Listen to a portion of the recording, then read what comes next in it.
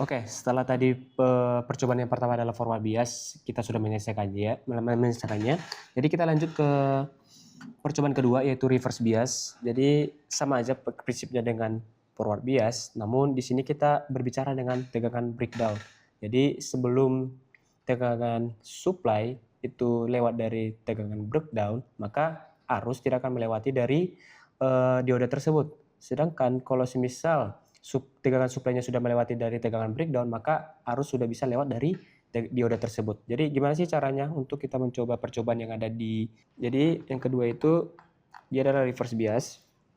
Kita menghubungkan, perlu lagi yang namanya resistor. Jadi kita menghubungkan resistor. Ini resistornya tetap 150 ohm dan membutuhkan yang namanya dioda Zener. Tadi sudah saya jelaskan yang mana kepala, yang mana belakang. Oke, nah di sini keunikannya karena dia reverse bias, kita menggunakan yang namanya supply min dan juga menggunakan ground. Oke, yang pertama kita harus mencari yang namanya supply min. Nah, teman-teman bisa lihat di sini supply min itu ada pada board 50. Oke, kalau 50, di sini kita menyambungkan yang namanya di bagian dari resistor, awal resistor. Nah, di sini kita membutuhkan yang namanya juga ground. Ground itu di atas dari supply min. Oke. Nah, setelah itu kita lanjut ke mengukur dari tegangan dan juga arus yang ada di rangkaian ini. Jadi yang pertama yang kita ukur adalah tegangan yang ada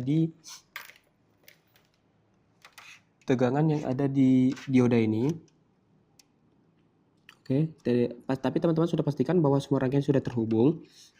Oke, mencapit bagian ke katoda dan anodanya.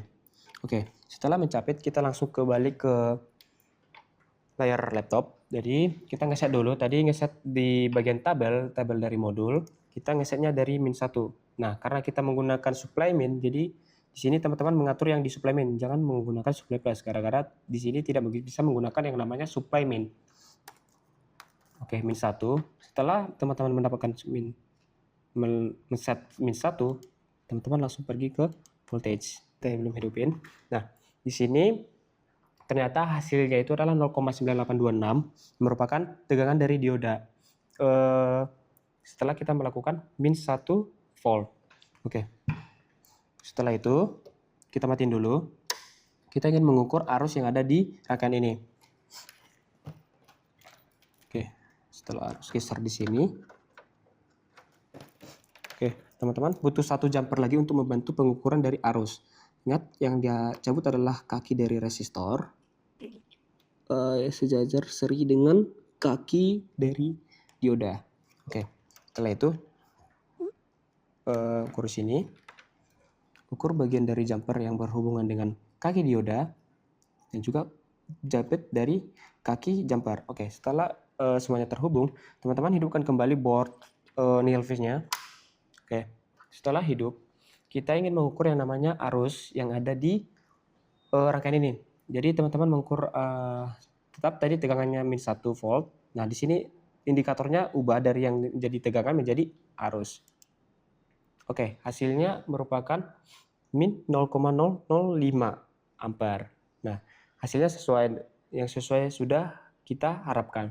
Nah, kita mau mencoba variabel mana saja, maksudnya coba lagi yang versi dia min 4.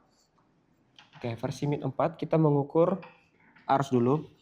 Arusnya tadi sebelumnya di min 1 arusnya itu 0,005. Coba kita ganti dia menjadi 0, supply-nya itu menjadi min 4. Apa yang terjadi?